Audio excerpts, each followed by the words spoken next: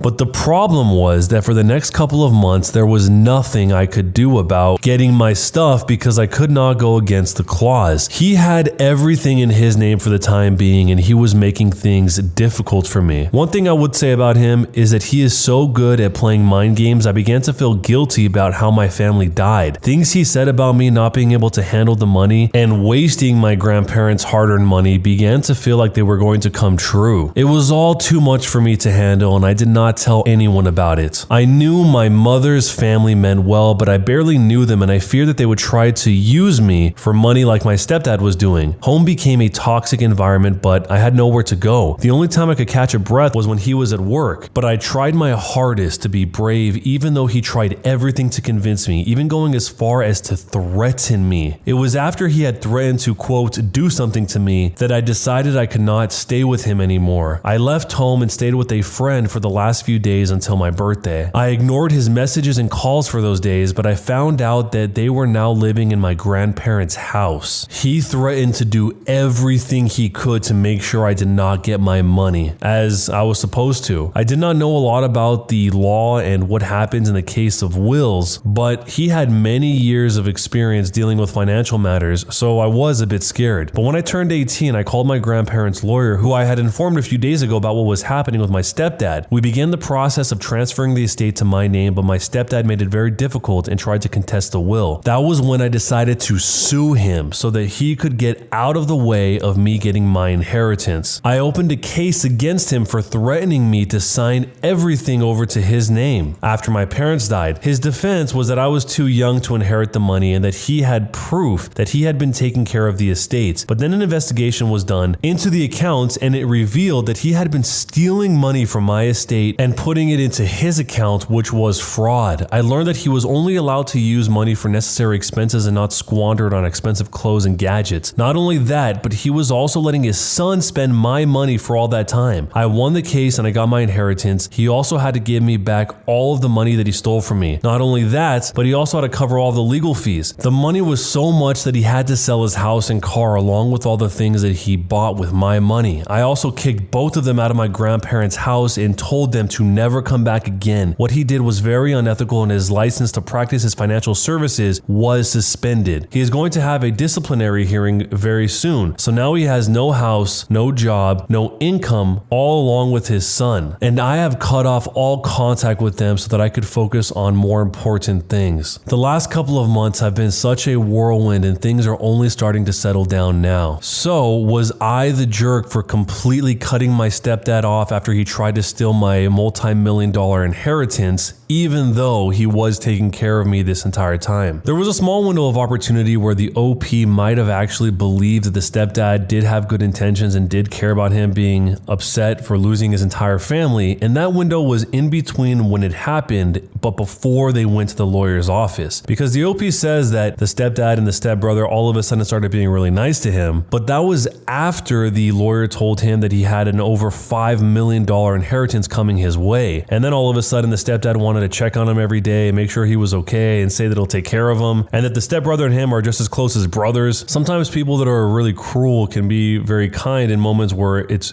this extreme, but if that was the case and it was genuine that he actually was like that, it probably would have revealed itself right when they found out that the OP's family had died, and not after the lawyer meeting. The entire time I kept thinking that during that interim period where the stepdad had control of all the finances, that he was going to do something to squander that money before the 18th birthday of the OP, but it seems like that was impossible in this case. And not only that, all the money that had been siphoned off from before, he had to pay back all of that. He probably was just going ham on the spending because he figured nobody else could ever catch him doing it, and spend way more than he would have otherwise, so much so to the point that he ended up losing his house and becoming homeless, and even the license for his work was compromised. Getting $5 million at 18 years old is probably going to be one wild ride with tons and tons of charlatans and scammers coming after you for the rest of your life, but hopefully all of this was a big lesson learned to the OP, and he's able to stay safe from all the future scammers that are going to come his way. But let me know how you would have handled the situation down below, and jerk or not a jerk, and why. Am I the jerk for not giving up my second free seat next to me in the plane? I am obese. Like, I am comfortable having 2 seats in the plane type of obese. I am well aware of that, and I don't really like to bother people with my weight. A week ago, I was going to a conference by plane, and because I was going alone, usually I fly with my boyfriend, so I don't buy 2 seats since he sits next to me. I bought 2 seats. I fit in one, but my side is usually touching the person next to me, and I feel uncomfortable for them. It happened to me that they were giving me nasty looks, and I felt extremely uncomfortable the whole flight. So I sat down on the plane and put the armrest up so I would be really comfortable. Some couple came and they both sat next to me because they got separate seats, and they noticed the seat next to me was empty. Exactly what I was afraid of happened. My side kept touching the guy next to me, and he even pushed me a bit when he moved into the seat. I was feeling extremely uncomfortable and asked him if he could go to his seat because I bought this one for my comfort. He told me no, since the seat is empty and he wants to be with his girlfriend. Well, I told him, I understand, but I feel uncomfortable and I paid for the second seat. So exactly this doesn't happen. He refused again and started to chat with his girlfriend. I called the flight attendant and quietly told her what is happening. She asked the guy to leave my second seat, and he and his girlfriend gave me a nasty look. The girlfriend mumbled something like freaking fat B under her breath, but nothing directly to me. So am I the jerk for insisting on him to leave? I mean, clearly in this situation, the guy must have known what the original poster was saying was true if he's even trying to push her body out of the way to get into the seat. I've seen a lot of those public freakout videos where people on planes buy an extra seat for their kid and the kid has to sit on their lap because the kid is too young or something. So I thought this was going to play like that. I thought that the flight attendant was going to force the original poster to stay in one seat, but the flight attendant actually supported the original poster here and enforced the concept that the OP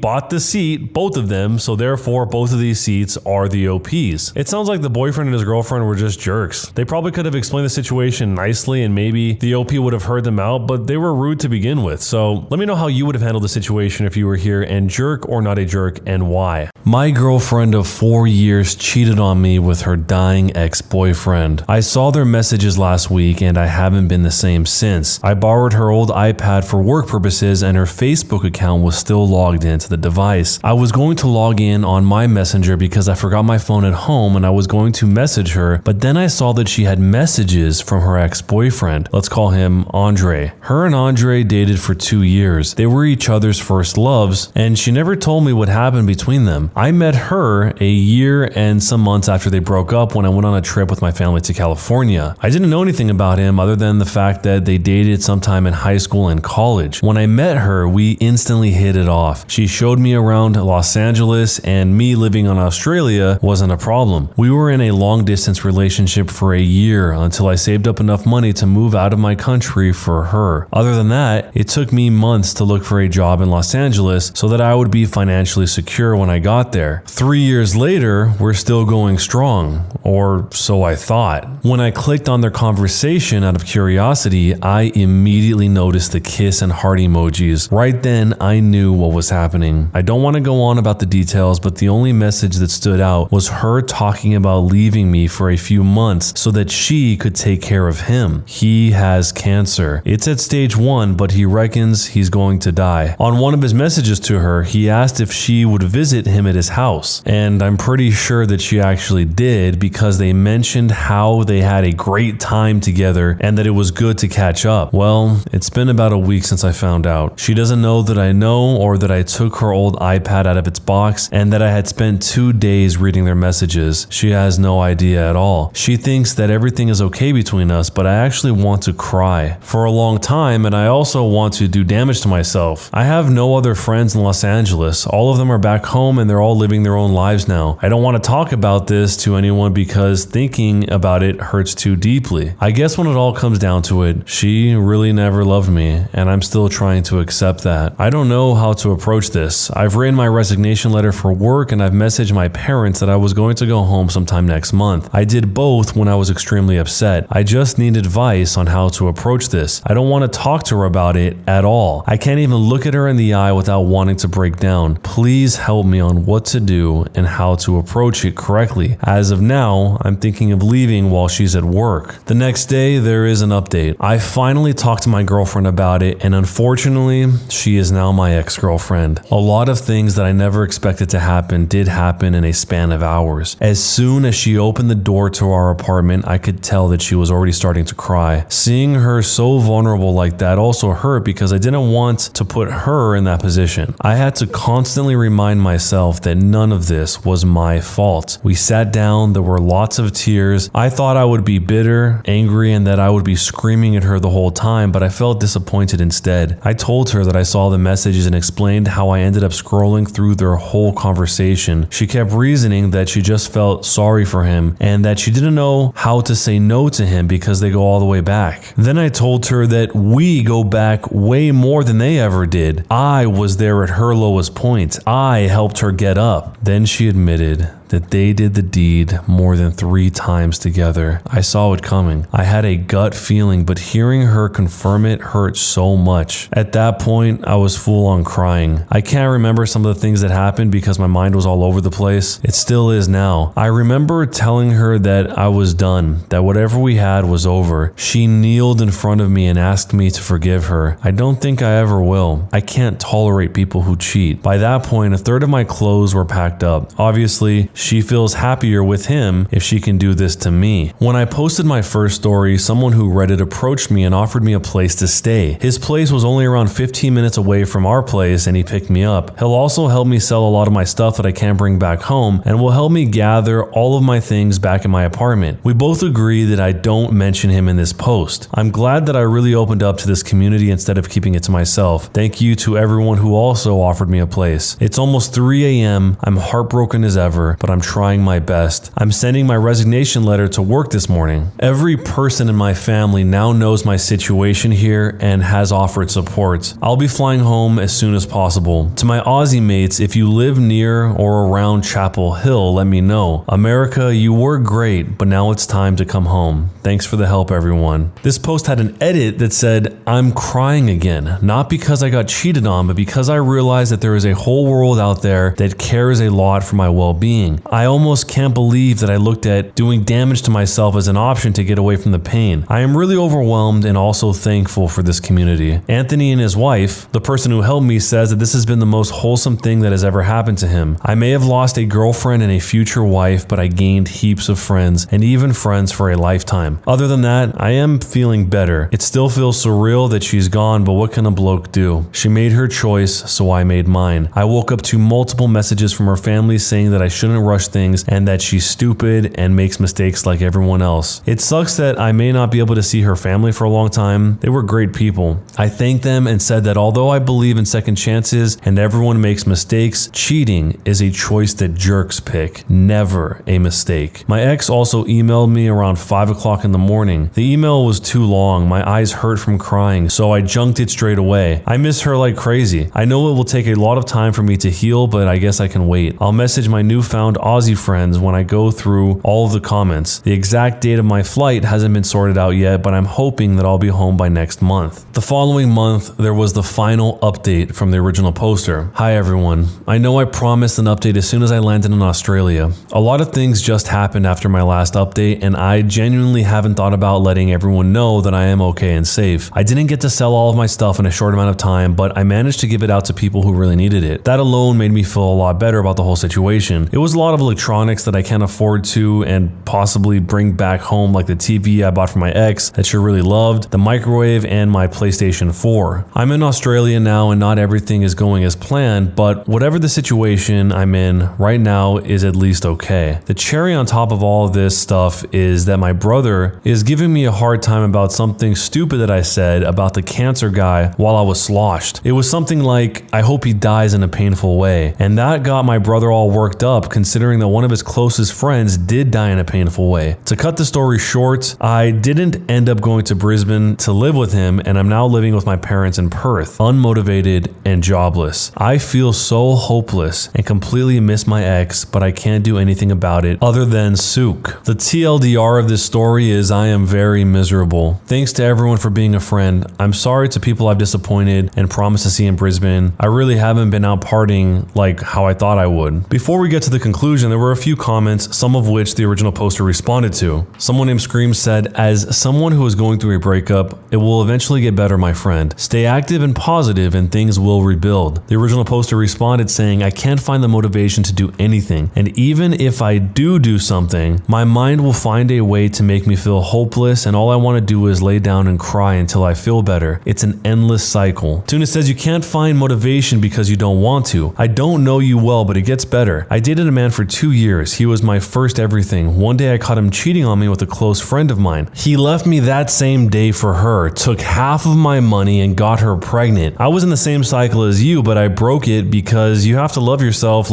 because no one will love you better than you, yourself. You can do great things. We know you can. Life dealt you a bad hand, but it doesn't mean that it's the end. The best way of breaking that cycle is forcing yourself to adopt new habits. I know of the situation you are in, and the most important thing you need to do is to make a habit to go outside for 30 minutes each day at least. You need to set an alarm clock that repeats every day and commit to going outside, be it a walk, sitting on a bench, standing outside of your door, or anything else. The even better option is to do the same thing but with something that makes you physically tired, such as running, lifting weights, playing football, swimming. You get the idea. This way you have a much better basis to try and break the cycle, and once you start to get better, it is a self-reinforcing effect, and thus the chance of you getting to be yourself again is much higher. It is insanely hard work and it will seem insurmountable 99% of the time, so put your focus on not giving up. I hope you get better and wish you the best. So this is the part of the story that things get very intense, a lot heavier than anything leading up to this point. So if you don't want to hear this part, just skip to the next story. But here's what happened. The next post that we see is actually from the younger brother of the original poster, Alex. He made a post called, "My brother posted here asking for advice regarding his girlfriend who was going to leave him for her ex. I want to find the post. He passed away and I want to know why he did what he did. I've been skimming around for a while without an account, putting in keywords in the search bar, but I'm desperate to see. Please help. I am his younger brother. He passed away 2 months ago by his own hand. He moved all the way to America from Australia with his girlfriend that he met there while on holidays. They broke up because he found out that she cheated on him with her ex-boyfriend. I remember when we were talking about the vulnerable situation he was in, he told me that he met some people from a relationship advice subreddit that helped him transition from America to Australia again. He said that he was also going to meet people in Chapel Hill before everything hit the fan between him and our older brother. He would have been 28 or 29 years old when he posted. Please help me. I just want to see his account. I want to know what was on his mind. I need that closure." Then in the comments, Alex says, "Please help me. I'm desperate to see and know what the full story was. She caused a massive scar on my family and I don't think we'll ever recover from his passing." The top response says, "First off, I'm sorry for your loss. I'd be really careful reading his posts if you find them. Make sure that you can handle it. I can only imagine how hard it'd be to do something like that. Please look out for your mental health. You could just make things worse by moving forward with this. I suggest you maybe discuss this with a therapist before reading into anything. You want to make sure this will absolutely help you get closure and start to heal as much as one can. If you're absolutely sure you want to read his post and that this will help you, not harm you, could this be it?" Alex says, says, thanks a lot for this. I'm still trying to gather the courage to read the whole thing. It hurts to know that this happened to my brother. He was a good guy who would never hurt anybody. He sacrificed a lot of things for her, and I really just can't believe this. Thanks to everyone who showed him kindness when he was far away from home. That same person said, I'm really sorry for you and your family. I hope the post can bring you some closure. Please be careful though. If I were in your shoes, I could very much see myself getting too hung up on the contents of the post and making my mental health significantly worse. This is why I recommend that this is something you look at with a therapist if you do decide to open those posts up. Alex says it's really tough. Every day I was scared that something would trigger him to do it. I had to call him 3 times within a day to check up on him when I was at university and at work. We've been having fun living together since the pandemic began. I thought he was enjoying spending a lot of time with me, but I think the isolation wasn't doing his mental health any good. I guess it's harder for me because I lived with him. Thanks a lot for your help, everyone. I haven't clicked on the post yet. I just need some time to collect myself. I'm pretty nervous, but my family and I have been in the dark for so long. We really need this closure. He never spoke about the situation again, and I wanted to see if he had anything more to say. I'm really thankful for the nice comments. He was a great man and he didn't deserve any of the pain life had thrown at him. My older brother and I will be reading the post together tonight. I will be deleting the app straight away to give me some peace of mind. He also had a Reddit app in his phone with a different account. I really don't know what he was doing with many accounts, but I hope I have cleared it up for some people. We will read most of the posts on that account tonight too. I know he was much more active on that one. I will not be telling my parents about this. They are already going through enough pain as it is. No one should have to go through the bouts of burying their own kid. Much love. I know on this channel we've had our fair share of very happy stories, funny stories, rage-inducing stories, and also sad stories.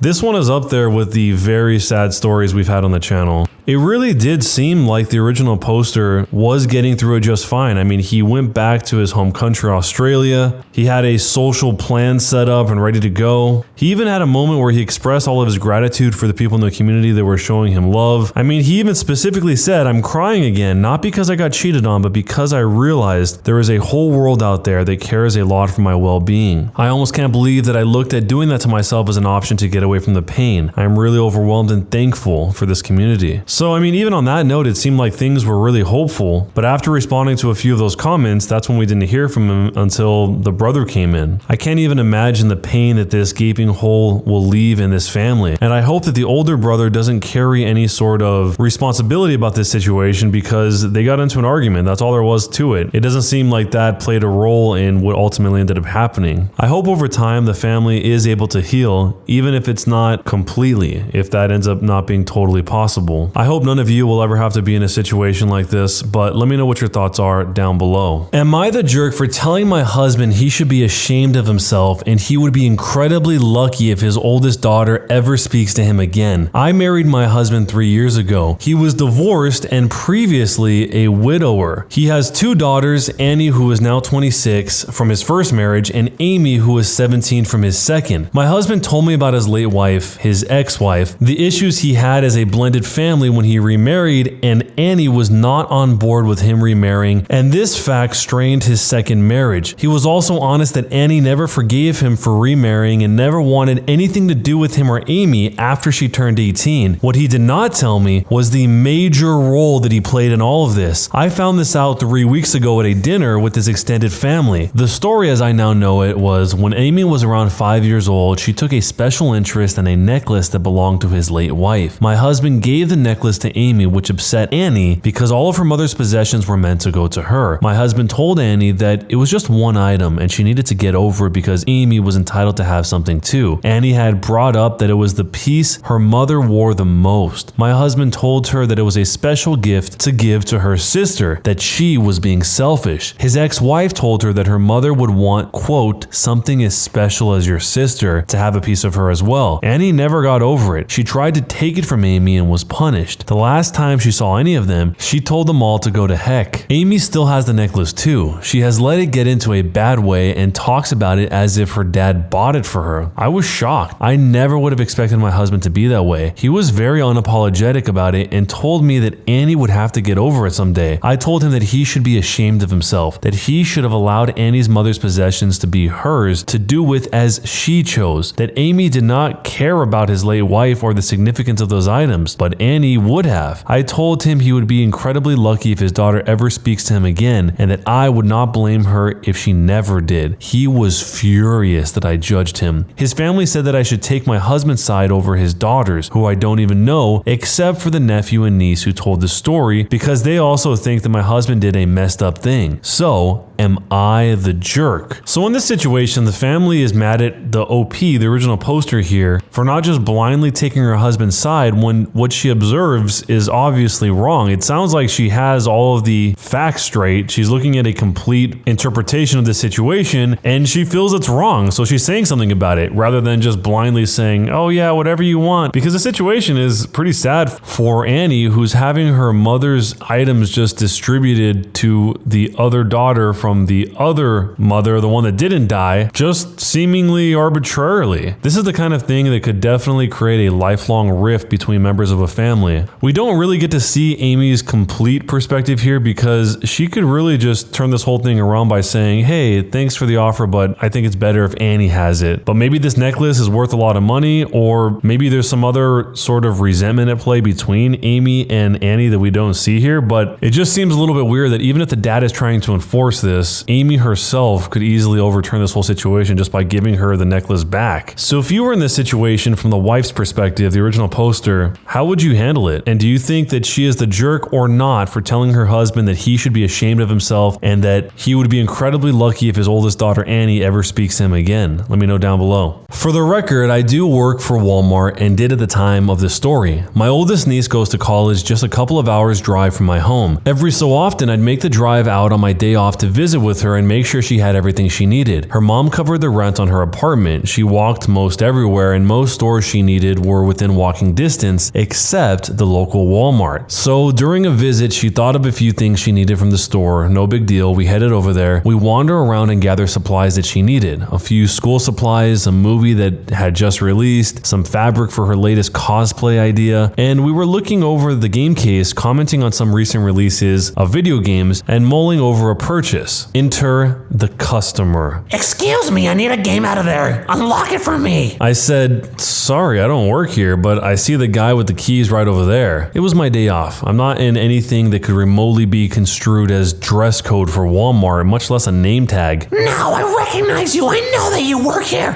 Please stop being another lazy freak and get that game for me. Ma'am, I'm sorry. I do not work here. I cannot open any case. Shut up! Look, I get it. You're lazy. You're flirting with this little twit here, and you think you're gonna get in her pants. You work here. It's your job to provide customer service. Ma'am, this is my niece. She attends college here, and I don't even live in this town. Please. What's your manager's name? I'm gonna file a complaint. At this point, I realize I can have a little fun with this, especially as my manager at the time has a lovely, snarky behavior and a no-nonsense attitude when it comes to customers like this. I give her my manager's name and cell phone number, knowing he was also off that day. He listens to the complaint and then asks which store she's in, because that doesn't sound like the kind of person he wants working under him. She's confused, but gives the college town name. I hear him laugh over the phone loudly. Then he tells her in no uncertain terms that I don't work at that store and to leave me alone. He then hangs up before she can get a word in edgewise. Oh, very funny. Getting some of your friends to cover for you. Now get me that game. At this point, the actual associate comes up and asks which game. She angrily points at it. He unlocks the case and gets a copy out. At least someone around here can do their damn job.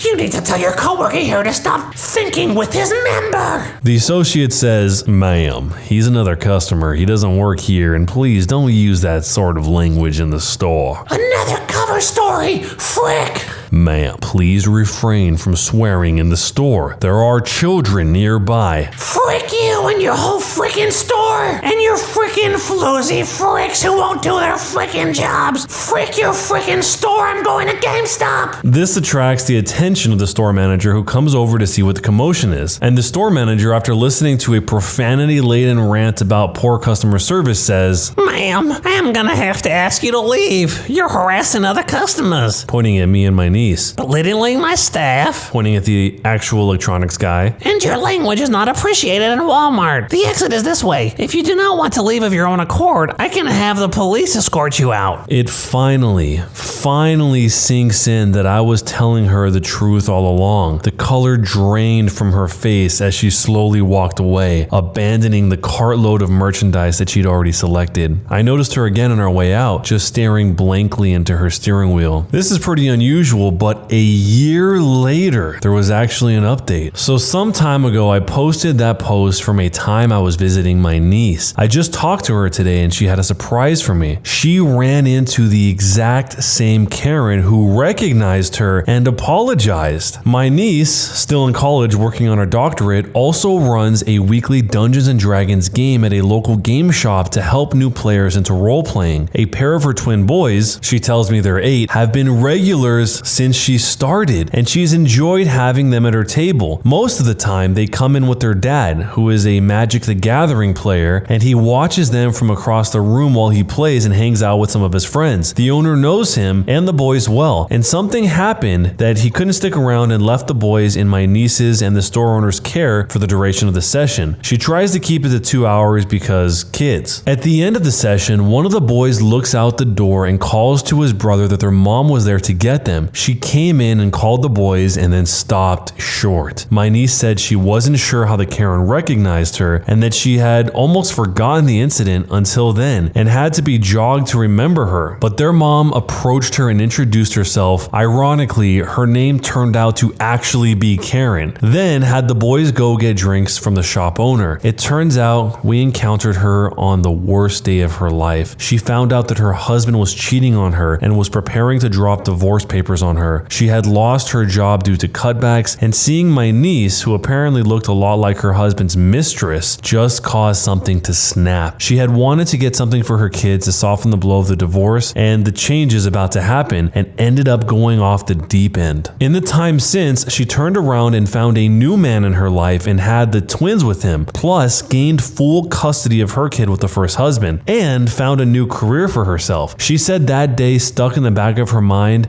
as the person she least wanted to be again, and wanted to live every day being better than that. She never expected to see either of us again. Likely, she will never see me again. I don't have the opportunity to go out there like I used to, but always wanted to apologize for the way that she acted. Keep your hearts open, everyone. Change is indeed possible for some of these Karens. I think a lot of times when people are having these major freak out moments, there probably is a lot going on under the surface that we don't see or even think about because of how wild it seems. I mean, how could the original poster and the niece possibly have known that this was going on in this woman's life when she just completely unloaded on them like that? She was basically just taking it out on the first person she came across, which obviously does not make it right. But if what Karen, the actual Karen here, is saying is true, then this was more of an isolated event than some sort of constant, persistent way of behaving with people that she meets in public. It's interesting that the original poster here does seem to have a bit of empathy for her, because he's even saying that change is indeed possible for everyone, including this lady. Even though this dynamic is probably more common than we think it is, we usually don't get to see the other half of it, because in these type of random encounters in public, you usually never see that person again. But I'm sure some of you guys probably have a story like this where you see somebody who was wilding out and then later on you find out that they were just having a really bad day and they're actually a pretty cool person. If you do have a story like that, let me know down below, or feel free to submit the story. But either way, let me know, jerk or not a jerk, and why. Am I the jerk for making my sister-in-law feel terrible about her weight? I'm a 35-year-old female, and my sister-in-law is a 46-year-old female. I have 3 children, the oldest being a 16-year-old boy. For my birthday last week, my son went out and bought me this swinging hammock chair that I had been wanting for 2 years, and it cost him quite a bit of his saved money, which I fully intend to put back into his bank account so he can continue saving. He was so excited to see me open this gift and couldn't wait to help me set it up. I told him he shouldn't have, that it was a lot of money, and his response was, "You never get anything nice. I wanted you to have it." And it was true. I usually don't get anything for my birthday or Christmases outside of Tupperwares or soaps. So it might sound stupid, but I have cherished this swing ever since he got it for me, especially since I finally have something nice that's mine. My sister-in-law comes over once a week to see all of us, and she immediately headed straight for my swing, which my son hooked up on our deck. I told her, please don't sit on it, and she said, "Is there a weight limit?" that? So I told her yes, 250 pounds, and I even showed her the box to confirm. She was not upset about this. She just said,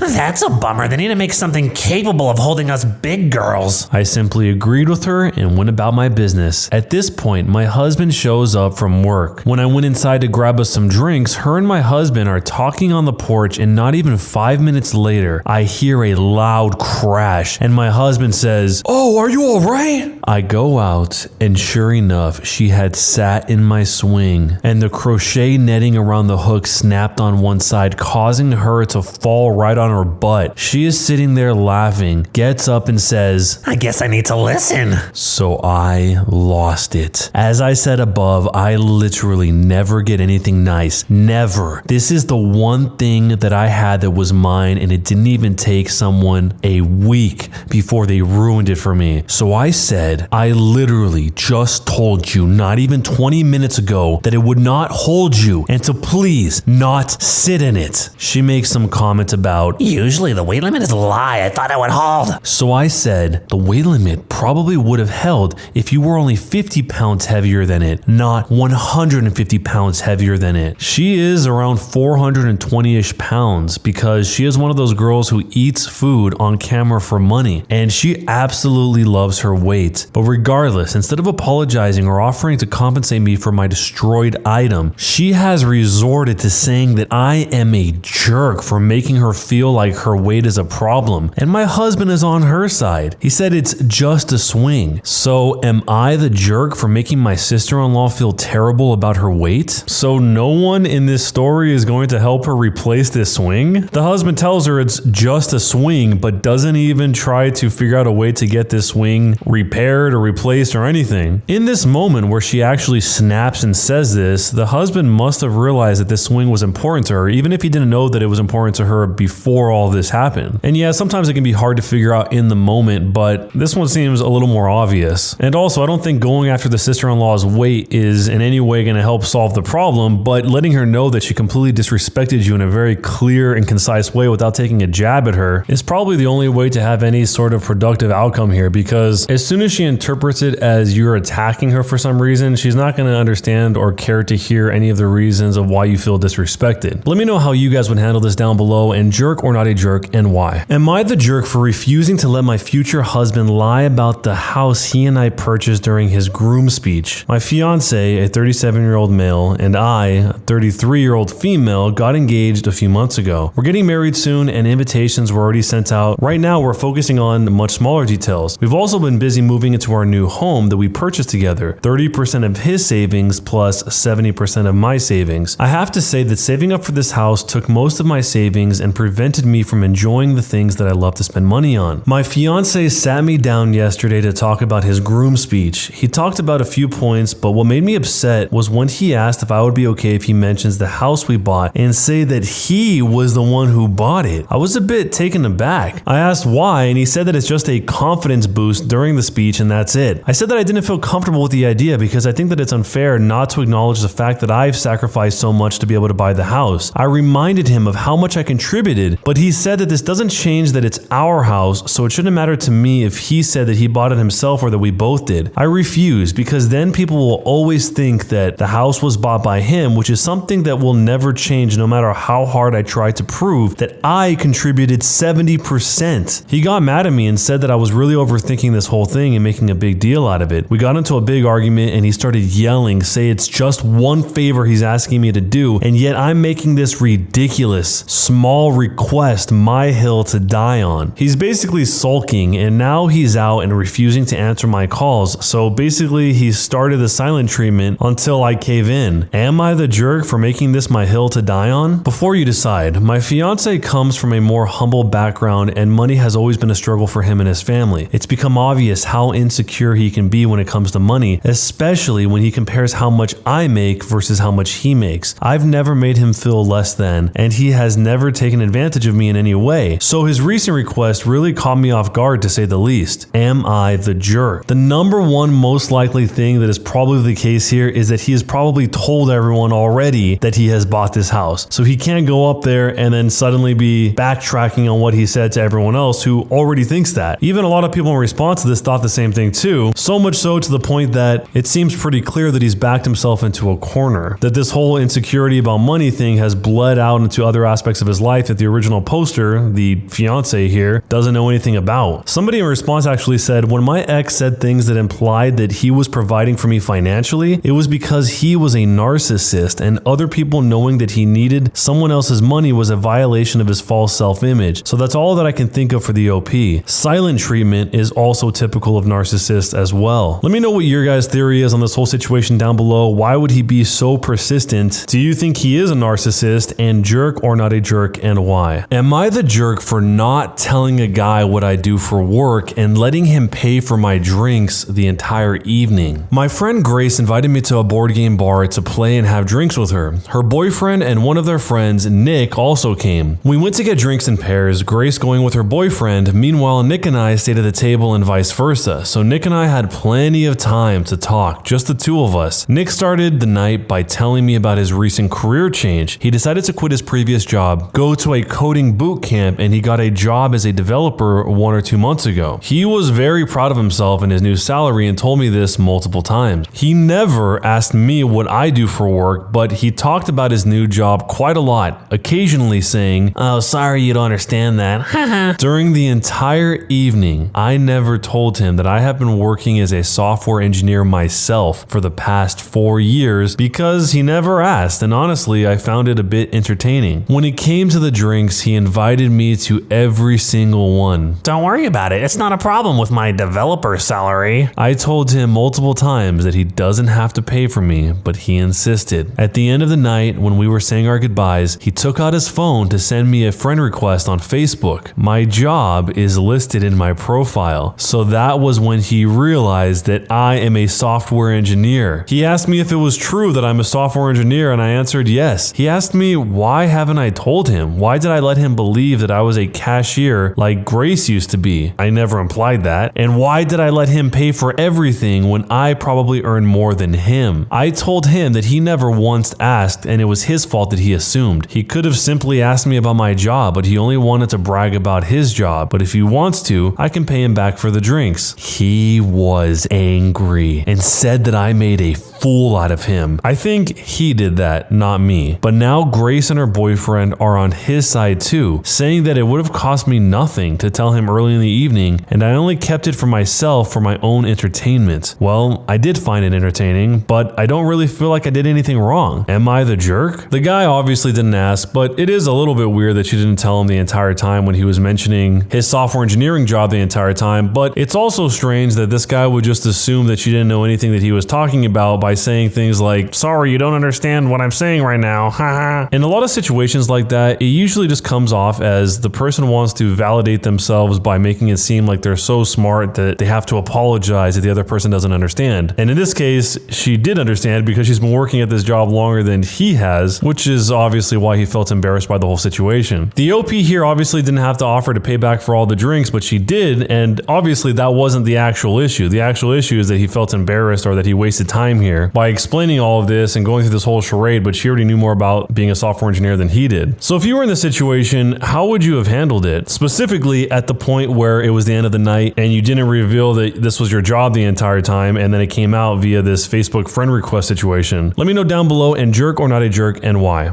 I live in Dubai, and I experienced an extreme Karen situation where a security guard saved the Karen's daughter, and the Karen just completely lost it on us because of her bigoted views. Here's what happened. Subscribe to Am I the Jerk on YouTube and hit the bell to turn on notifications. I stay in a big apartment complex, and we have a rotation of security guards. I've been in this complex for a while and know most of the guards, a majority of whom are of African nationality. Anyway, the Karen steps out of the lift, the elevator, and goes to talk to the reception. Karen's daughter runs off and out of the building. I'm about to tell Karen that her daughter is out of the building when I see Karen's daughter rushing to the road where cars are going super fast. The security guard on duty jumps out, grabs Karen's daughter, and pulls her back from the road and then brings her back to the building. I witnessed the whole thing. Karen comes running out of the building and starts screaming that the security guard is a P word, the one that ends with a file, and how dare he touch her daughter like that. She starts saying all sorts of stuff, accusing him of being an R word and threatening to have him hung, drawn, and quartered. The poor security guard looks like he wants to curl up and die. I stepped in and I told the Karen what actually happened, and the security guard probably saved Karen's daughter. Karen then rounds on me, I'm South Asian, and starts claiming that I'm in league with the security guard and accuses me of being a P word too. The receptionist comes out, a Filipina, and Karen screams that she wants to speak to someone in charge. She yells that she wants me and the security guard off the property immediately as we are P words, eyeing her daughter. At this point, I lost my temper and I called the police. Karen kept screaming at us and told me, "Go ahead, call the police!" The police eventually show up, and the first thing they do is look at the CCTV footage where it is totally clear that the security guard saved Karen's daughter's life. I gave a statement to the police about all the awful things Karen was screaming about me and the security guard. Through the CCTV footage, they can see Karen yelling, but they can't hear the words. Once Karen saw the footage, she got very quiet and then denied that she ever said any of those things. Thankfully, the receptionist took a recording halfway through Karen's rant, and you can clearly hear all of the awful things she was saying. Then, Karen totally changed her tune and started crying, saying that seeing her daughter in danger, she lost her mind and started apologizing. I told the security guard that he would be well within his rights to file a complaint. I certainly told Karen that I told the police in my statement that I want to file a complaint against her for defamation and anything else the police come up with. She cried harder, and the police officer encouraged me to settle the matter, and the security guard caved and dropped the matter. I said that I would think about it. This all happened about a week ago. A day or so after the incident, I went to the police and filed a complaint for defamation and harassment. I guess Karen got a notification about it because she came to my apartment. She asked to come in, but I didn't trust her to claim something happened because we were alone inside. So I said I didn't want to speak to her alone and she should speak to the police, and then I shut the door. She started yelling that I needed to take back the complaint and started banging on my door, and I called security, who eventually led her away. My neighbor in the apartment next door is witness to this entire scene. But then the Karen's husband came by and he explained that she's under a lot of stress because she lost both of her parents to COVID during the pandemic. He also begged me to drop the complaint, but even the police are recommending that I settle. So I'm looking to you for advice. Should I settle? Should I drop the case? What should I do? Before you decide, there's an update. Her husband just came knocking again. I told him it's 3 a.m. and I have work tomorrow. He apologized but said that they cannot sleep because they're so stressed out because of the police complaint, and that they truly want to settle this and that she's very sorry. I asked him if he and his wife have apologized to the security guard and thanked him for saving their daughter's life. He didn't say anything, which I interpreted as a no. I told him not to come to my flat again and that I have no intention to settle. Whether she gets fined, deported, or imprisoned, she deserves it for being racist. He then started crying and saying that they're good people and that his wife is not a racist. She made a mistake and he has no words to justify it, but she's not been the same since her parents died and he doesn't know how to fix it. I basically herded him out of my flat and closed the door. Crazy stuff, but now I feel really bad. There's actually another update. Thanks everyone for your kind words and support. I thought a lot about what to do today and decided to go ahead with the complaint for now. A good friend of mine is a criminal lawyer and I called him and explained the whole thing. He's agreed to take on the case at cost. He's added more complaints for assault and intimidation. He's also told the police not to contact me, but only him. This way the police can't pressure me to settle. I also had another friend help me install a new camera near my door so I have evidence if they come back again. I spoke to the landlord's office because I wanted permission to install the camera. The landlord's company president called me, and once I told him my claim is going ahead, he said he will give me permission to install the camera. He also assured me that if I wanted, they would evict Karen and her family. Apparently, What she's done with me wasn't her first incident. She's had issues with the landlord staff and has verbally insulted building cleaners and gardeners and tried to get people fired. I told the landlord they can do whatever they want, but I don't want to be the cause of someone losing their home. So I'm not sure if the landlord will go on to evict, but with the complaints against her and now a criminal case, the landlord may have cause. Lastly, I spoke to my lawyer tonight, who said that in most cases there might only be a fine, but in some cases all that happens is that someone uses bad language or shows the middle finger. But in this case, it was constant, and then she lied and came to my home and tried to intimidate me. There's a strong chance here that she might get a month max of jail time, but that's up to the judge. In the meantime, she can't travel and she's stuck in the country until the case is resolved. I spoke to the security guard today and I told him that if he changed his mind and wanted to file a complaint, I would support him and pay for my lawyer to represent his case. But he still didn't want to go down that path, which is fine. I also thanked him for his bravery, since he likely saved Karen's daughter's life and deserves to be praised. And that's that. Now there's nothing more for me to do but wait. It may take several months, but it doesn't affect me. So, am I the jerk for going through with my decision? I know a lot of you guys are already thinking this, but just the fact that they keep coming to the original poster's house over and over again, demanding to drop the complaint when they still haven't even spoken to the security guard who saved their daughter's life, says a lot about how they perceive the situation. It feels like one of those type of situations where they're not really sorry, they're sorry they got caught. But in this case, it's not that they got caught, it's that they're more worried about the complaint not being dropped than actually resolving the situation with those involved. And I think that's a big part of the reason why the original poster is not going to drop the case and is going to pursue it. I know in Dubai there are probably different cultural norms and even different types of laws, but up until a certain point I actually thought that the Karen was originally from Dubai, but later on in one of the updates, the original poster actually says the single word deported, which makes me think that the Karen is not originally from Dubai. So things that fly other places may not fly as easily over there. Not that anyone wants to deal with this type of behavior, but it probably seems a lot more shocking if it's not something that you normally would see. And I'm of course referring to the line where the original poster says whether she gets fined, deported, or imprisoned, she deserves it. So let me know your take on this whole situation down below, and jerk or not a jerk, and why for going through with it. Am I the jerk for not wanting to name my daughter after my husband's deceased wife and daughter? I'm a 30-year-old female and my husband John is 32. We got married 2 years ago. I'm John's second wife. His first wife, Isabel, died 9 years ago in a car accident driving to an appointment. At the time, she was 7 months pregnant with a baby girl who they planned to name Rose. Rose also passed in the accident. John wasn't in the accident, but he blamed himself for their deaths since he was working and he couldn't get time off to drive Isabel. Obviously, this was very traumatic and he had to go to therapy for a long time to recover. He still talks about Isabel sometimes and has a picture of her in the house. 5 months ago, I found out that I was pregnant. It wasn't planned, but John and I were still extremely happy. A few days ago, I went to the ultrasound appointment and it was revealed that we're having a girl. For the past few days, we've been throwing baby name suggestions around. However, he came to me this morning and he said he finally knew what our daughter's name would be. Isabel as a first name and Rose as a middle name. I was taken aback for obvious reasons and asked him why. He looked at me weird and said that it was to honor his late wife and daughter. This was surprising to me since we've talked about having kids before and he's never mentioned wanting to name our kids after Isabel or Rose. I told him that I wasn't comfortable naming our child Isabel Rose since it would feel like we were trying to replace them. He kept trying to convince me and said that it would be like his late family could live again through our daughter. But I just want our daughter to be her own person and not feel like she's growing up in the shadow of two deceased people. John got mad and accused me of trying to force him to act like Isabel and Rose never existed. I said that wasn't true and that we would still talk about them and remember them with our daughter. But he said the best way to remember them would be to name our daughter after them. He also called me a hypocrite because I suggested my sister's name. My sister is still alive as a middle name. I said that was different because our child would still have her own unique first name, and I only suggested it because my sister is planning on being a loving aunt. Finally, he called me disrespectful of the dead and that he wasn't going to change his mind. He went to our room and hasn't come out. I consulted my family and friends, and while most of them agree that I'm not the jerk, a couple of them are saying that John is grieving and I should just let him name this kid and I can name the next one. One friend who's a therapist even said that this is John's attempt to ease his guilty conscience and that refusing the name could make him spiral into self-loathing. I've started to get Facebook messages from people I'm assuming are Isabel's family. John most likely told them about the situation, and they're begging me to name my daughter after Isabel because they want another way to memorialize her. I hate to disappoint her family since they're grieving too, but I still don't want to. Am I being selfish? Am I the jerk? Before you decide, there's an update from the future. Thank you for all the supportive comments. Even though I haven't replied to them, I've seen them and I appreciate everyone trying to give me good advice and help me. I just want to answer a few questions here so everyone knows, and my sister who uses Reddit a lot said that people often edit their posts. So here it goes. Number 1, John hasn't ever really reacted this way to our disagreements. We've always talked them out. So that's why I was really blindsided by him just giving me the silent treatment. Number 2, I think I have some similarities to Isabel, but I never really thought about it. We both have the same hair and eye color and we're about the same height, but our faces are completely different. And lastly, number 3, the therapist friend is a friend of both of us and she wasn't John's therapist. So knowing everything you know, am I the jerk for not wanting to name my daughter after my husband's deceased wife and daughter? It seems like the wife here, the original poster, is trying to be as accommodating as possible, but this is just the one thing that she can't go through with, and I understand that. The line in the post where she says, "He kept trying to convince me and said that it would be like his late family could live again through our daughter," says a lot about how the husband sees this whole situation. And that doesn't really seem like healing or a healthy way to deal with it. It seems like it's some sort of symbolic resurrection. It does seem like the wife, the OP here, has a lot of respect for Isabel and Rose, but she just wants to have her own life with her own children, not have them be a memorial to a woman who I'm assuming she didn't even know. On the flip side, it feels like this is kind of an ultimatum because she's being told that this is John's attempt to ease his guilty conscience and that refusing the name could make him spiral into self-loathing. So they're putting a lot of pressure on her to go through and name the kid this. If you were in this situation, would you name your first child after your partner's deceased spouse? Let me know down below, and jerk or not a jerk, and why. Am I the jerk for getting upset and telling my dad that his girlfriend didn't buy me a Starbucks drink? I'm a 17-year-old female and I've been living with my 45-year-old dad and his girlfriend of 2 years, who's 33, and her daughter, who's 13, for a couple of months now, while my mom, who's 40, is visiting my grandfather in Sweden. I've only ever stayed at my dad's on weekends, so it's been kind of hard getting used to living with his girlfriend and her kid full time. The kid is super whiny and pretty spoiled because his girlfriend dotes on her, so I usually just stay in my room. Today, my dad's girlfriend was taking her daughter on a special outing because she passed a math test, and my dad suggested that I go with them for a girls' day out. I wanted to say no, but I knew that he wanted me to get to know his girlfriend and his girlfriend's daughter, so I better agree. He gave his girlfriend $300 to spend during the outing. We spent the day going in and out of stores that the daughter liked in the mall complex. The girlfriend ended up buying her a ton of clothes, makeup, and other stuff I don't remember. On our way back home, the girlfriend stopped at Starbucks because her daughter wanted a drink and some cake pops. She ordered a drink for her and her daughter and 2 cake pops. I asked her if I could get something, and she said that she ran out of money and that she'd get me something next time. When they got their order, I asked if I could have one of the cake pops, and the girlfriend said that it was her daughter's treat for hard work and it would be wrong for me to take one since I, quote, didn't do anything that deserved to be rewarded. I'm not gonna lie, I was pretty upset. When we got back home, my dad saw their drinks and asked where mine was. I told him that I wasn't allowed to get one because I don't deserve it. His girlfriend got upset and said that I was twisting her words, and the daughter just said I was being greedy and was jealous of her. I know I'm not entitled to a drink or a cake pop, but I also don't think it's wrong to be a little annoyed. So, am I the jerk? Something funny is going on with the girlfriend here. How does she get $300 for all 3 of them to spend and enjoy the day together, and then she runs out of money at the end just before she can pay for the original poster's drink, but yet her daughter was able to get a drink and the cake pops? I mean, in a situation like that, you already got $300 for free. Why not just pay for the extra drink out of your own pocket? Clearly, the dad gave the $300 to be used for all 3 of them. And up to this point, the original poster hasn't gotten anything. Meanwhile, the other 2, the girlfriend and the girlfriend's daughter, have been shopping and getting all kinds of stuff. It just seems kind of vindictive because if she wanted to get the original poster here, the drink, she would have. So I'm glad it backfired on her when they went home and the dad asked, "Where's your drink?" But if you've ever been in a situation like this, feel free to submit your stories via the link down below in the description. But for this one, let me know, jerk or not a jerk, and why. Am I the jerk for giving my my dad his money back in front of his other kids and telling him he was no longer welcome at my graduation. My graduation ceremony is being held next week. My dad had given me some money in advance to pay for the party. I live mostly with my mom, but they were supposed to be hosting the event together. My dad and I have a rocky relationship. After my parents divorced when I was 4, they split custody of me and he was able to stay a good dad. When I was 10, he met Jane. Jane had 3 kids, twins and a single kid. They got married when I was 12, but I would say even before that, I felt like he prioritized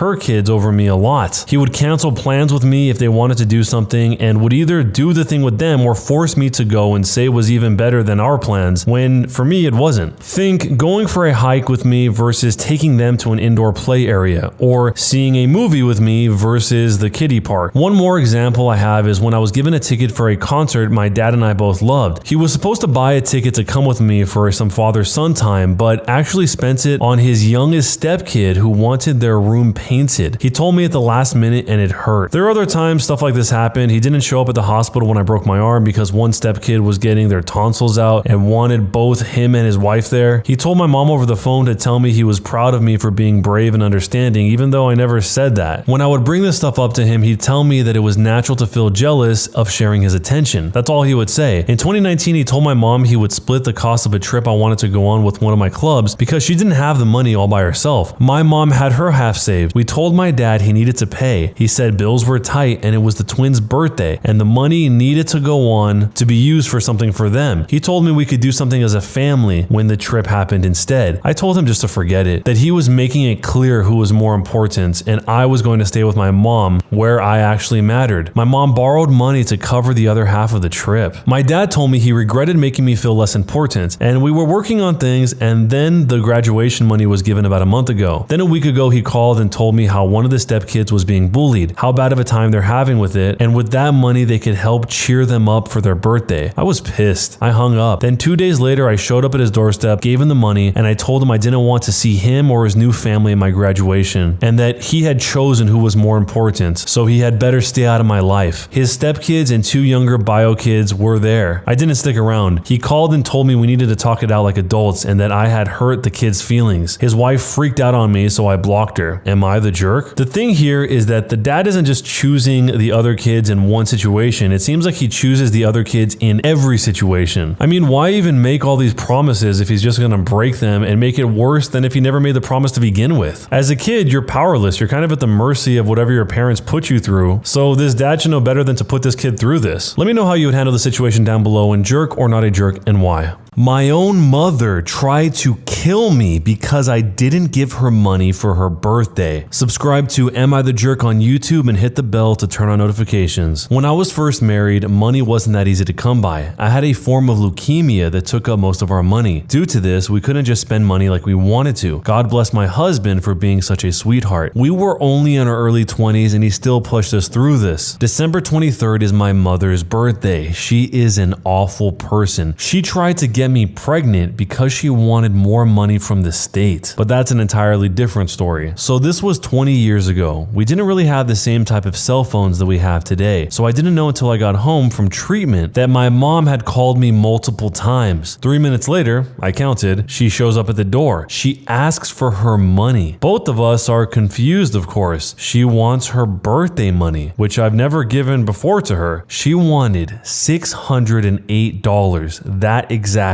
amount. When I told her no, that we can't afford that, she lost it, screaming at me, calling me a floozy hoochie mama and an entitled bee. She gave birth to me, so I should do what she says. And then I say I'm an adult and I don't have to listen. I was angry and tired, and I just threw up a few minutes ago. This set her off. She grabbed the kitchen knife and ran at me. While my husband is trying to hold her back, she stuck me right between 2 ribs, but didn't pierce any organ, thank goodness. I don't know what happened in my husband's mind, but he snapped. Her arm broke backwards in his rage while screaming something I don't even think was in a human language. He ended up calling the police and she was arrested while I was taken to the hospital. Even more bills to pay, but surprisingly was taken care of by a domestic violence victims foundation. My mom got 7 years in prison. I moved out and moved to Louisiana. This morning, I got a call from my sister that she passed away last night. How she did, I don't know. I don't care. She took her entitlement and almost killed her daughter because of it. I'm sure many of you guys were wondering about that other story she was referring to. Well, here it is. Someone asked for the other story. When I was in school, my mom wanted more benefits from the state. So when I came home from school, there was a guy sitting there. My mom tells me to sit down, so I do. She says that she wants a grandbaby now so she can get more smokes. Those were her words. She pointed at the man beside her who was now looking terrified. He didn't know my age, nor that he was there to practically get me pregnant for food stamps. I don't want to piss her off, so I say, "No, ma'am, this is really dumb." She, in her infinite wisdom, hated this. She hated me talking back. She goes on the offensive, screaming how she created me and I'm a child and I will do what she says. This poor guy is even more terrified now as he's in a strange woman's house. He's the son of one of her friends and doesn't know her directly. She's screaming and there's me, a girl talking back. I rarely scream, I'm a quiet person. He runs and calls the police on my neighbor's phone. 15 minutes later, they get there and try to calm her down. This does not work at all. She screams at them that she is my mother and they cannot tell her how to be a parent. She slaps the cop hard. She goes down to the floor quick. Long story short after that is I get to live with my dad and eventually get married. She gets off on some plea deal and gets 2 years and a bunch of community service. The court tried to get me to return to her, which instead of that, I got emancipated. I was working at that point and engaged. I only saw her a handful of times after this instance. This mother is absolutely sick. In both instances, what she did to her own daughter is just so awful that she doesn't even seem like she sees her as her daughter, or a human for that matter. I'm glad the guy in the second story ran off and called the police right away and he wasn't stopped in the process of doing so to put an end to this. And in the first story, I'm also glad that the husband was there to stop this, because who knows what would have happened if the husband hadn't been there. Because in that moment, she was already incapacitated, and if not for the husband being there, this whole thing could have gone a totally different direction. And honestly, I can understand why she didn't care how the mom died or when she died after her 7-year sentence in prison. The one part of the story that I wish there was more information on is what is the $608? Why that specific amount, and why did she need it right then and there? Was the mother having some sort of manic episode, or is there some sort of actual significance to the $608? There's not really any clarification there, but you guys can let me know what you think that means down below. And how would you go about handling a situation like this? I'm a Wiccan and I get bullied a lot because of it, but one day I got jumped so bad by a group of teens that I had to go to the emergency room. One of the teens that was almost overage got a slap on the wrist and was let free, and that same teen is the one who took my dog and did horrible things to him. This story is about how my mom hit her final breaking point, burned down his family's house, and ultimately got her revenge. I am a Wiccan, aka not a Christian, and I'm pretty open about it. Now, this got me in trouble when I was younger, specifically in the 4th grade. I was bullied heavily in school for this since I lived in a predominantly Christian area in the South. Note, my town is literally only 900 people. This means everyone knows everyone. The bullying started typical and manageable, being called names and having stuff knocked out of my hands. The only thing that ever really got under my skin is that they would call me a Satanist or a devil worshiper, but even then I'd just brush it off since I'm neither of those things, and I'd even correct them on what Satanism is. This might have made it worse for a bit, but I had fun doing it. Well, one day I must have done something these kids really didn't like, because they managed to talk their older siblings into following me home to beat me up. Some of their siblings were seniors or even graduates. 3 of them were legally adults. This is especially important. As a kid, I had no sense of danger and I just took them following me as them just going the same way, but I was still moving pretty fast because we just got a Wii and I wanted to play Mario. Well, I managed to get to my front yard, but not much further than that when my backpack got grabbed and I was pushed to the ground. These teens were wailing on me and they weren't pulling any punches either, and I guess my mom heard the noise and came outside, and that's when they ran off. My mom picked me up and had to take me to the emergency room. I had 2 fractures in my nose and a broken arm. This meant that I couldn't play the Wii until it healed, and the police were called while I was there. Remember how I said I reached my yard? Well, we had cameras that caught most of the attack and caught almost all of the teens' faces. The ones who were 16 and under mostly got a slap on the wrist, and that was that. There were about 7 of them, I think. Not all were wailing on me. Some were recording. Now, there was this 17-year-old, who I will call trashy teen from here on, who managed to walk out of this after a few days in the county jail. My mom was not happy with this at all, since his birthday was about 2 weeks away and he should have been charged as an adult. Now, like I said before, this is a small town where everyone knows everyone else, and my mom knew exactly where Trashy Teen lived and knew his parents. This is the point where my mom shared the majority of this story. I'd like to point out that his parents weren't nice people at all, and my mom definitely had more than one reason to despise these people, such as when they stole our Pomeranian from our yard, tied him to a street light, and then struck him with a stick until he passed. The fact that their son broke my bones sent her off the edge with this family. And I think the final nail in the coffin for them was actually bragging about how their son got away with beating up, quote, that heathen boy at the local stores and on social media. It didn't take too long for my mom to work out a plan in her mind, because later that week she told me that she'd get them out of town no matter what. My mom is not a killer though, and while she later did admit she was tempted to enact the plan much sooner, she chose not to make things worse if she got caught. She waited for 2 months, that is until summer break hit. Trashy family was not one to be quiet about big plans, since they loved to brag about having more money than most of the people in town, and they would always announce when they would be going on vacation, where they'd be going, and for how long they'd be going. This was it, my mom's golden opportunity. She made sure everything was set. She checked around the Trashy family's neighbors' houses for any cameras. She made sure she had a place she wouldn't be seen, and on the last day of Trashy family's vacation, as I said, they'd even announced how long they'd be gone, she went down at night and set their house on fire. This small town didn't have its own fire station. The nearest one was 45 minutes away. By the time a truck got there, the damage had been done. Most of their house was completely destroyed. Just like clockwork, that next morning they arrived to see the destruction. You could hear the screaming 3 blocks away. My mom just sat in her chair, drinking coffee, and watched The Golden Girls. The reason I chose to write this now is because my mother passed away in 2017. This is when she chose to tell me the whole story. I didn't want anyone who knew her to read this immediately after her passing, so I waited a few years before sharing. Was she the jerk for burning down their house in response to what that boy did to me? What happened to the original poster here is terrible, but even just what happened to the dog is sickening. How could this even be a thing that would happen that these people could get away with? About the whole situation with the dog, the OP actually said, I didn't get told the truth about Tiny, the name of the dog, until I was in junior high. You have to be really twisted to do something like that to a dog. I'm assuming they also did that for the same reason, because they didn't like that the dog's owners were Wiccans. Not that that's a reason to do anything to anyone, but what does that even have to do with the dog here? The dog isn't actively making a decision about this whole thing. And I mean, the fact that they regularly flaunt their wealth in their town of 900 people just to feel good about themselves, I guess, is not exactly a good sign of their character here either. But trying to see all of this through the mom's perspective, maybe she really did just feel powerless after being persecuted this entire time through all these different kids and her own experiences and the experience with the dog, and then ultimately this situation with this guy who also just got off without any real punishment was her actual breaking point. And the mom probably knew what she was doing was extremely risky, and the consequences of her getting caught would be very severe, and that's why she didn't tell the original poster here, her kid, what the truth was until before she passed away. So if you were the mom in this situation, how would you have handled this whole thing if this was also your breaking point? Would you have burned down a house or handled it a different way? Let me know down below, and jerk or not a jerk, and why. I worked for a company that provides specialized equipment used in manufacturing. To protect my anonymity, I'll have to be vague about exactly what this machine does. During my time working in this field, I got to know many clients who needed these machines installed and serviced. One of these customers we'll call Jake. I later left the company for a different job, but Jake apparently kept my number. One afternoon, I got a call from Jake that they wanted a new unit installed and another unit needed maintenance and wanted to know if I was available. I let him know that I left the company, but that I could pass him on to someone who could help. He tells me he'll pay 2 times my current rate to install the unit over the weekend. He lets me know that the company has increased the rates for installation and the company just can't afford it. The instructions they sent over just aren't clear enough, and their engineers are scratching their heads trying to figure it out. He begs me to consider it, and I agree. For more context, installing this unit can take a good few hours or up to a day on your own. The company gives you 2 options. You can either pay for an engineer to come and install it, or you can save money and they will send instructions so the customer's own engineers can install it. The instructions are not easy to follow, and it's company policy that if someone has started to install the equipment, the supplier wouldn't get involved since they couldn't verify that any of the pieces weren't broken. This will be important later. I drive down on the weekend and they show me the boxes of equipment. I set to work and I make good progress progress installing the unit. Around 6 hours in, I'm stopped by Jake, who greets me. I let him know that I'm nearly finished, and he tells me, Sorry, but they don't have the budget to pay you. he understands my frustration, but his engineers can take it from here. To say that I was frustrated was an understatement. I wanted revenge. There's a small button inside the unit that changes the unit to test mode. This is done to perform maintenance on the unit, but it's impossible to configure the unit with this button pressed. It's only possible to reach this button using a pin, so it's not easily pressed during installation. Because of this, the installation instructions don't mention it. There's no real way of telling the equipment is in test mode, it just won't work normally. I think you can guess where this is going. I click the button, collect my things, and leave. Monday morning I get a call from Jake. I declined it. I knew my old company wouldn't get involved since I already started installing the unit. I knew his engineers would never figure it out. I just had to let him stew. A few days later, with many missed calls, I finally pick up. Jake is furious. He asks me where the heck I've been and why I haven't been picking up the phone. He tells me they can't figure out how to configure the machine and they need my help. I tell him, why is this my problem? You won't pay me. He told me that he was sorry and they would work something out if I could get there as soon as possible. I told him, oh no, you're gonna pay me the 7,000 pounds up front before I do anything. I'd never felt this powerful before. He screamed at me for a bit and then hung up. He called back a day later after saying he's sorry for how he acted and said that if I could come and fix it, he would pay me in a totally defeated tone. He tried to fight it, saying he'll pay when I was done, but I was having none of it. After a bit of back and forth, he agrees to pay me. The money hit my account and I came in the next day. The look of confusion on his face when I took out a pin and changed the unit from test mode was priceless. It was even more priceless seeing his reaction to me packing up my tools and leaving after only 20 minutes of configuring. It was the easiest 7,000 pounds I'd ever made. Moral of the story, don't try to mess with a professional problem solver. Was I the jerk? So it seems pretty obvious this guy was being a scumbag and knew he was going to do this all along. He probably thought since it looked like the job was finished that the job was finished, and so he told him, oh, I can't pay you now, sorry, knowing full well the entire time that he wasn't planning on paying him at all. I don't know if you guys have ever seen any of those videos where contractors will do work in people's houses and then the people will just not pay them. In some of those videos, the contractor will just take a sledgehammer and destroy all of the work they just did so that the person doesn't get free labor at the end of the day, even though they still lose out on the money. There was actually a quoted story in response to this that had to do with Henry Ford, the creator of Ford Motor Company, and one of the engineers, Steinmetz. In this short story, electrical engineers at Henry Ford's River Road plant in Michigan couldn't solve some problems they were having with a gigantic generator. They called Steinmetz from General Electric into the plant. Upon arriving, Steinmetz rejected all assistance and asked only for a notebook, a pencil, and a cot. Steinmetz listened to the generator and scribbled computations on the notepad for 2 days straight and nights. On the second night, he asked for a ladder, climbed up the generator, and made a chalk mark on its side. Then he told Ford's skeptical engineers to remove a plate at the mark and replace 16 windings from the field coil. They did,